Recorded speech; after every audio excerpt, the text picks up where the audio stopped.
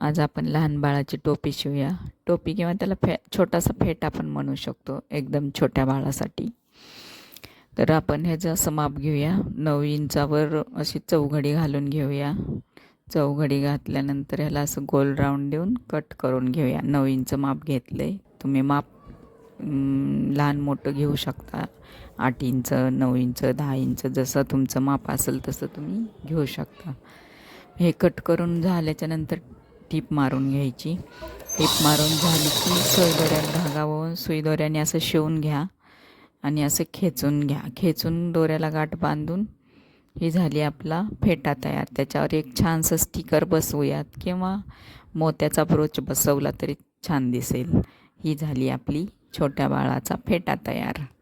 फेटा किंवा टोपी म्हणू शकतो.